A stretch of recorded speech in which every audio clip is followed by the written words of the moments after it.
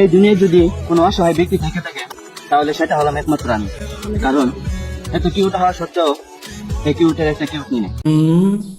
ও কয় কি আপনার চেহারা কিউট? আপনি কি বলেন? আপনি চেহারাটা জুম করেন, জুম করেন, হ্যাঁ জুম করেন। আপনি যেই আয়নায় আপনার চেহারা দেখেছেন সে আয়নায় হয়তোবা ময়লা লাগানো, না হয় মেকআপ করানো, না হয় আপনার চেহারা কিউট দেখায় কিভাবে? কারণ এত কিউট হওয়া সত্ত্বেও এই কিউটের একটা কিউট নেই। আপনি তো সেল সেলায় বেচতে যাবেন। ও তাই নাকি? আবার কিউট কিউট নিয়েও খোঁজেন? পাগলামি। যখনই বৃষ্টি আসে মনে পড়ে তোমার কথা, ভুলিনি আজও তোমায় আমি, কারণ তোমার বাসায় আমার ছাতা। কেন কেন কেন তুমি মাইয়া গোবারে ছাতা থইস? এটা কেমন অভ্যাস? এইটা যদি মাইয়ের বাপের শোনে তাহলে তো তোমার জুতা দিয়ে চুমা দেবে। ইস, কেউ যদি আমায় ফুল দিয়ে প্রপোজ করতো। হায় আফসোস, আমার ভাইয়ের অনেক আফসোস, কেউ তাকে ফুল দিয়ে প্রপোজ করে নাই। তাহলে কি করা যায়? উগান্ডা থেকে একটা মেয়ে আনা হোক, তাকে সাফলা ফুল দিয়ে প্রপোজ করুক, আই হেট ইউ। বুঝলে বুঝপাতা না বুঝলে। যখন ছোট ছিলাম তখন দেখতাম বড়রা প্রেম করে, আর এখন বড় হলাম দেখি ছোটরা প্রেম করে। খালার আমি মাঝখান থেকে দর্শক ছিলাম, দর্শকের ওই। আরে শালা, তুই জীবনে সম্পর্ক করতে পারবি না। আজীবন তুই সিঙ্গেল থাকবি, দর্শক থাকবি, শুধু দেখবি, কিন্তু কিছুই তুই করতে পারবি না।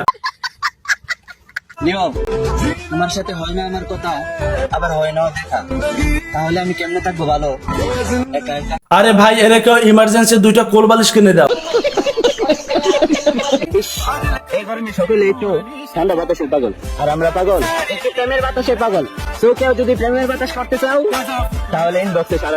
আহা, এই গরমে সবার একটু মনে চায় ঠান্ডা বাতাস খেতে, আর তাদের একটু মনে চায় প্রেমের বাতাস খেতে। আরে হুজুর, আপনারা প্রেমের বাতাস পাবেন না। যদি প্রেমের বাতাস আসেও 40 মাইল দূর দিয়ে যাবে, কিন্তু আপনাদের কাছে ডোরপ করবে না।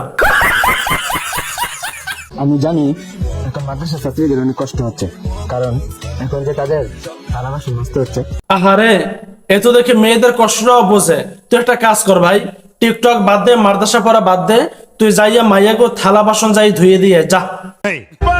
প্রিয়, তুমি ছেড়ে গেলে আমারে, সুখে থাকবা বলে পাইবো না তুমি, তোমার জন্য কাঁদবো আমি। আহারে, এই হুজুর তো সেকা খাই বেকা হয়ে গেছে।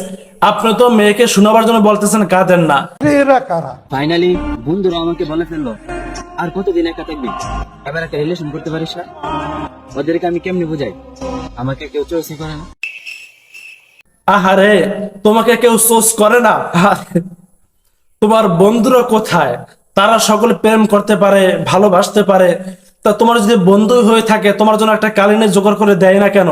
তোমাকে কেউ চুজ করে না কেন? তোমাকে চুজ করাবার মতো ব্যবস্থা করে দিক তারা। তোমার এই পাগলটা তোমার ছিল, তোমার আছে, তোমার থাকবে ইনশাআল্লাহ। তুমি নিশ্চিন্ত ভাবে লেখাপড়া করো। আর হ্যাঁ, তোমার এই পাগলটা অন্য কারোর সাথে কথা বলবে দূরের কথা, অন্য কোথাও কথা দেও না। তুমি এটা নিয়ে একদম চিন্তা করবে। বুঝতেছি না আমার কপালে প্রেম নাই নাকি প্রেমের কপালে আমি নেই। আরে ভাই, তুমি বোঝো না কেন?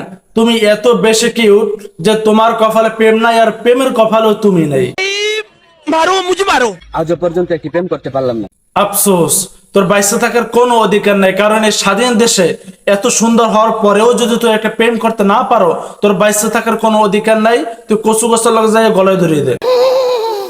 জানি না বাসার রাতে ওর কাছে কি জবাব দেবো। কেন কেন ভাই, তুমি কি জবাব দেবা? মানে কি তুমি কি বুঝাতে চাও? যে তুমি একালি প্রেম করছো, অনেক বেশি আকাম করছো, এটা তুমি বুঝাতে চাও? যে আমি স্ত্রীর কাছে কি জবাব দেব? অবশেষে রোস্টাররাও আমাকে নিয়ে রোস্ট ভিডিও করা শুরু। রোস্টারদের কাজই হলো ঘরে কোনায় বসে বসে পঙ্গুদের মতো টিকটকারদের নিয়ে বাজে বাজে কথা। হ্যাঁ, ঠিক বলেছো। এটাই আমাদের কাজ, এটাই আমাদের কাজ। তোমরা হুজুর হইয়া টিকটকার হতে পারো, টিকটক করতে পারো, ভিডিওর ভিতরে গান মিউজিক তোমরা ফিট করতে পারো, বিভিন্ন ভাবে তোমরা ফেতনা সৃষ্টি করতে পারো, আর আমরা এগুলো বলতে পারবো না? এটা বলাই তো আমাদের দায়িত্ব। জনগণের গালিগালাজ কাজ না, এখনো সময় আছে। আমাদেরকে নিয়ে রোস্ট ভিডিও করা বন্ধ। তোমরা যেরকম ভিডিও বানাইতেছো, যেরকম টিকটক করতেছো, এগুলো নিয়ে যদি কথা আমরা না বলি তাহলে তো হয় না। তোমরা যদি ইসলামিক ভিডিও বানাও, ছোট ছোট শর্ট ভিডিও, তাহলে কোনো সমস্যা নেই। কিন্তু তোমরা কি করতেছো? তোমরা প্রেমের আলাপ করো টিকটকে এসে, প্রেম বিনিময়, প্রেমের সম্পর্কে কথা বলো টিকটকে এসে, আবার ভিডিওর ভিতরে গান মিউজিক ফিট করো। এগুলো তো হুজুরদের বদনাম হয়, মাদ্রাসার ছাত্রদের বদনাম হয়, ঠিক আছে? যদি কোনো গার্জিয়ান তার সন্তানকে মাদ্রাসায় দিতে চায়, তখন তো তারা দ্বিধাদ্বন্দ্বের ভিতরে পড়ে যায় যে এই সব যে আমরা মোবাইলের ভিতরে যত টিকটকার দেখি হুজুরদের, এই সব এই যে মাদ্রাসার ছাত্রদের, আমার সন্তানকে যদি দেই, আমার সন্তান কিভাবে কি হয়, এদের তো এই হালাত, আমার সন্তান কি হালাত হবে, তারা তো দ্বিধাদ্বন্দ্বের ভিতর পড়ে যায়। এই জন্য তোরা ভালো হয়ে যা, আমরাও তোদের নিয়ে আর কথা বলবো না।